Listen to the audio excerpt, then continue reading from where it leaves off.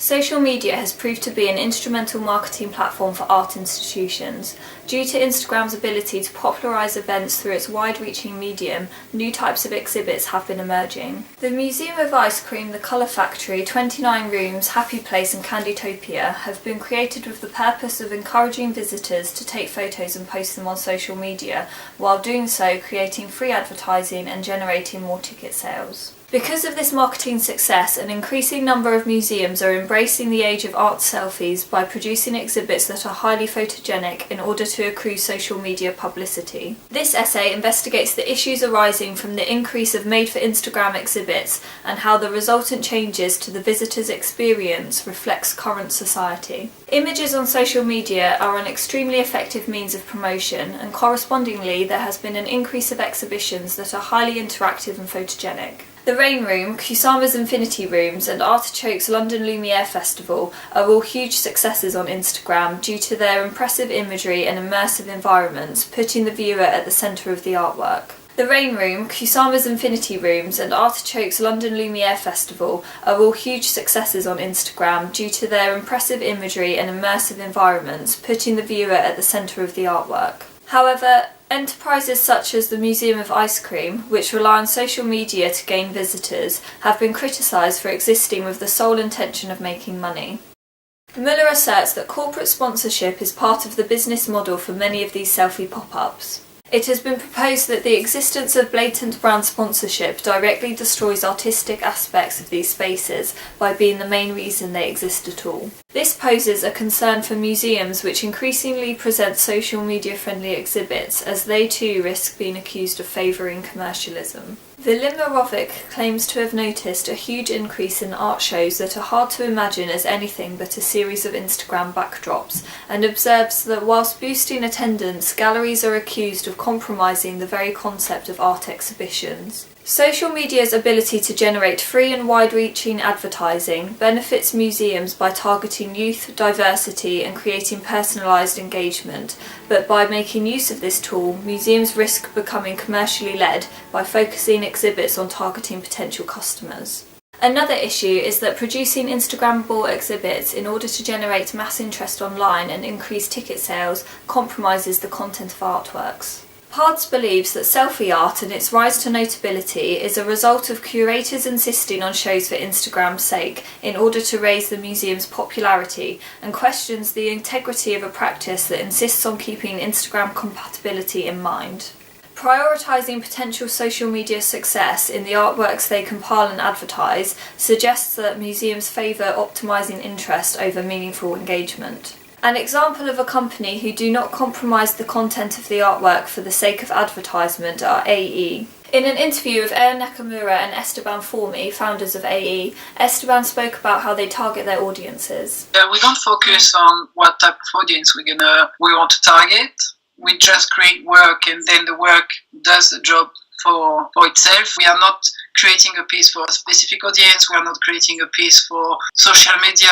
We create what we want, what we like, and thereafter it's... While utilising digital platforms and technology, it is evident that AE are primarily concerned with the concept behind the artwork rather than amassing a large social media following. A concern raised by several art critics is the risk that curators and institutions may assume social media popularity represents the preferences and demand of the entire public. And in turn, Instagram likes and the number of gallery visits may play an even greater role in dictating the tastes of directors as museums potentially succumb to populism. Perry writes that the art world has a pretty tense relationship with popularity. He argues that democracy has bad taste, stating that a large audience and the shared tastes of the public are often at odds with those who wish to expand the field of what is thought of as good art by the public, and raises a concern that popularity may affect the course of art history. It can be suggested that populism, dictating the tastes of curators, and institutions complying to customer demand, threatens the quality of art, and cultural democracy, although inclusive, does not generate diverse artwork or broaden educational horizons. It can be suggested that artists such as AE, who do not appease the masses, create more meaningful work because they evoke a range of emotions and responses from their audience. We try to bring audience in a different situation and triggering different emotions. That's why people find it uncomfortable. Some people find it really scary. Some people really find it disturbing. We don't want the piece to be pleasant and only nice and beautiful about it. It's more how can we trigger different questions. This suggests that combining thought-provoking and varied emotive aspects attracts a more diverse audience, and more long-term interest and meaningful responses can be gleaned from unfamiliar encounters. Whereas the primary role of the Tate's recently installed set of swings commissioned by Hyundai is to entice visitors into the Tate to post photos and thus promote the gallery without gaining any insight or meaning from it. The problem with widely enjoyed and suitable exhibitions such as this is that they lack substance and do not challenge the audience. Knight is of the opinion that manufactured entertainments are not significant art exhibitions, comparing them to arcade entertainments and theme park attractions. There is an evident concern that art institutions may prioritise corporate importance over content. As museums today steer towards the entertainment and leisure industries, they increasingly compromise their traditional role of educators and information providers. In an interview with Irini Papadimitriou, Digital Programmes Manager at the V&A Museum, Irini stated that like entertainment and leisure industries, museums have to attract audiences in order to sustain funding, so they inevitably make use of the demand for entertainment in order to make money. I think it's because we move towards experiences. Because that you can see that with many things, like from commercial sector, from the retail, events, entertainment, everywhere it happens more than, and the museums, they just do the same. Despite breathing new life into museums, these entertainment-led exhibits are very different from traditional exhibits, as they are less concerned with educating, informing, or engaging the visitors on a meaningful level. This highlights how social media and the success of these made-for-Instagram's sake exhibitions are directly altering the fundamental role of the museum as a platform for intellectual enlightenment, as they prompt museums to affiliate with entertainment and leisure industries. Major institutions recognise the importance of both education and entertainment as forms of visitor engagement, which demonstrates the interdependence of visitor understanding and enjoyment. The Tate, as a leading institution for international art, addresses this in their policy to give audiences digital experiences that increase their enjoyment and understanding of art, provoke their thoughts and invite them to participate, and entice them to explore deeper content. Similarly, the V&A Museum state their responsibility to promote the public's enjoyment and understanding of art. The V&A's strategic plan states their intention to make collections accessible and engaging online, and to promote research, knowledge and enjoyment of the designed world to the widest possible audience.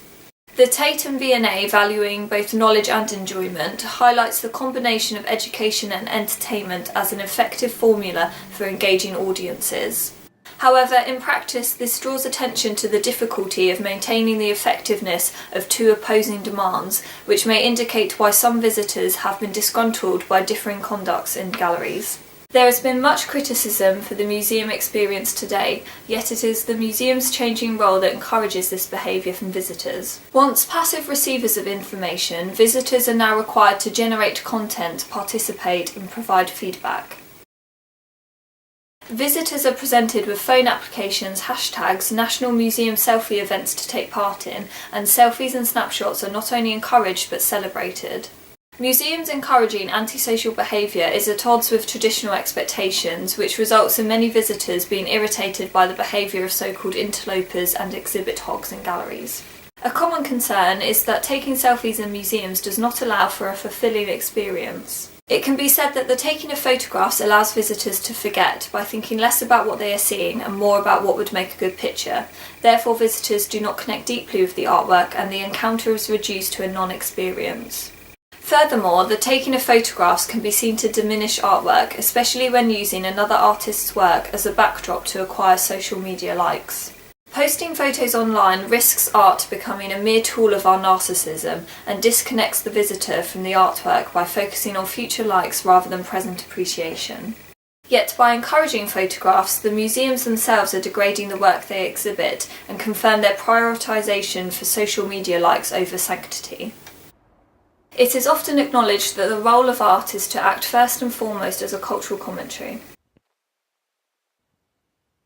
Equivalently, audiences' experience of artworks reflects society's dependence on social media and the duality between live and recorded experiences.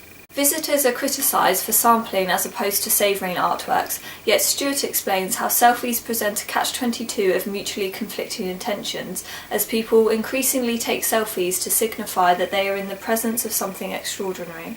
Visitors often intend to glorify the object by sampling the moment, but during the process they unwittingly degrade it by subordinating it to self-promotion and banality, and compromising the lived experience. This is reflected in widely relatable and personalised selfie factories, which often lack substance and conform to a collective ideal of an enjoyable exhibition.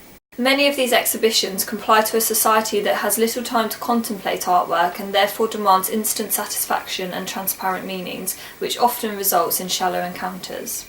Artworks being revealed and overexposed online can be said to leech the wonder and surprise of the museum experience, and exposure to exhibition content poses the problem of a potential generation of armchair art viewers. Stoker Walker asks whether strolling through art institutions will be displaced by scrolling through Instagram feeds. However, many critics are of the opinion that viewing an artwork in person cannot be substituted by viewing it online.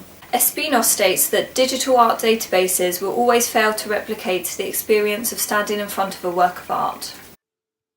Ulrich Obrist compares this to the music industry and how large numbers of people choose to hear artists play live despite the existence of CDs and digital downloads. He emphasises the value of lived experiences, affirming that online is never going to replace the physical gallery. The more art we see online, the more desire there is to visit exhibitions.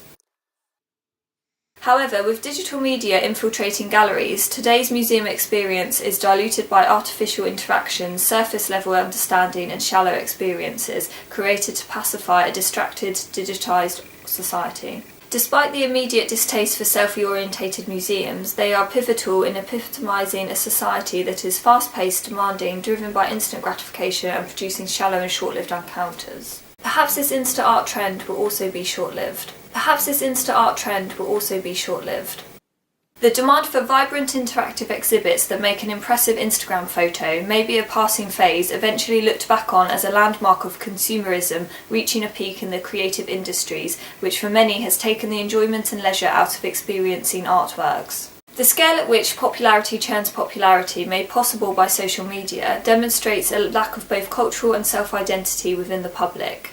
Youth's apparent obsession with selfies and online profiles can be seen as a woeful distraction from fears of a disconnected society. Perhaps these immersive exhibits the public rush to attend, while enjoying and advocating it, simultaneously fulfills the public's need for escapism from the dystopian reality of consumers and capitalism.